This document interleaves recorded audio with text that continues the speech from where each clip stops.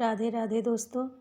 आज मैं आप सभी के सामने एक जनेऊ का गीत प्रस्तुत करने जा रही हूँ। मेरी प्रस्तुति कैसी लगी कमेंट करके प्लीज़ बताएं। धन्यवाद। गंगा जी के मटिया मांगाई बे दीवानाई भी।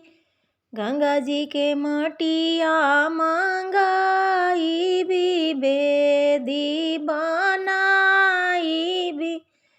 आहो ताही चढ़ी बैठेले सुंदर बाबा नौआ से अरज करस।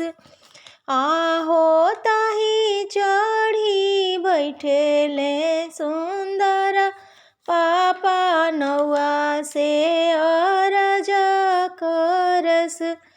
ए नौआ बाबू के लीलारा बचैहा छुड़ा जानी लागसो।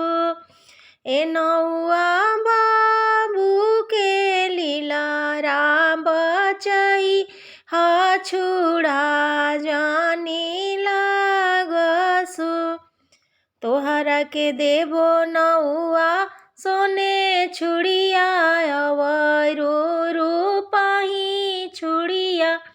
तोहरा के देबो नौआ सोने छुड़िया अवरो रूपाही छुड़िया। ए नौआ नौनी के देबो गले हार छुड़ा जानी लागसो। ए नौआ नौनी के देबो गले हार छुड़ा जानी लागसो। तोहरा के गंगा जी के मटिया मांगाई बे दीवानाई भी।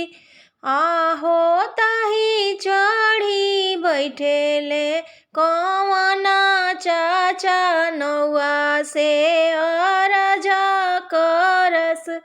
आहो ताही चढ़ी बैठे ले सुंदर भैया नौआ से अरज करस।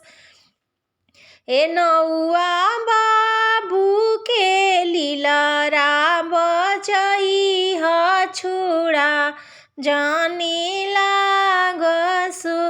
ए नौआ बाबू के लीलारा बचैहा छुड़ा जानी लागसो।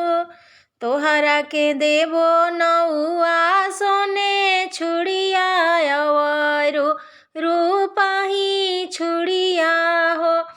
ए नौआ नौनी के देबो गले हार छुड़ा जानी लागसो। गंगा जी के मटिया मांगाई बे दीवानाई भी।